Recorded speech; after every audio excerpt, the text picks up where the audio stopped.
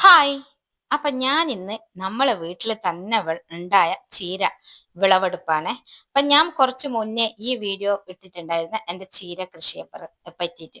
അപ്പൊ അങ്ങനെ കുറേയൊന്നുമില്ല, കുറച്ച് മാത്രം നമ്മുടെ ആവശ്യത്തിന് വേണ്ട ചീര മാത്രം. അപ്പൊ നമ്മുടെ പറമ്പത്ത് നമ്മൾ തന്നെ വളർത്തി എടുത്ത ജൈവ വളം ഇട്ട് ഉണ്ടാക്കിയ ചീര കഴിക്കുമ്പോൾ ഒരു പ്രത്യേക സുഖാണല്ലോ. അപ്പൊ അങ്ങനെ ഇതാ കുറച്ച് ചീര കിട്ടില്ല, അങ്ങനെ കുറേ ഒന്നുമില്ല.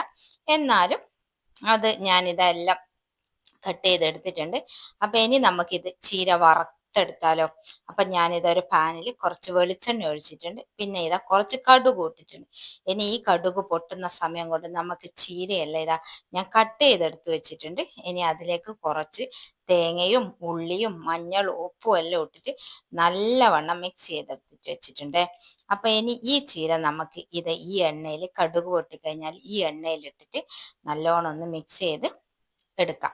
അപ്പൊ ഇതാ ഞാൻ ഇങ്ങനെ എല്ലാം റെഡിയാക്കി വെച്ചിട്ടുണ്ട്. ഇനി നമുക്കിത് ചീര വറുത്തെടുത്താലോ. അപ്പൊ ഇതാ ഞാൻ എൻ്റെ ചീര വറക്കുന്നുണ്ട്. അപ്പൊ ഇത്രയേ ഉള്ളൂ. അപ്പൊ അടുത്ത വീഡിയോ ആയിട്ട് വീണ്ടും കാണാം. അപ്പൊ എല്ലാവരും ലൈക്ക് ചെയ്യാനും കമന്റ് ചെയ്യാനും മറക്കരുത്, സബ്സ്ക്രൈബ് ചെയ്യാനും മറക്കരുത്. അപ്പൊ ബൈ ബൈ.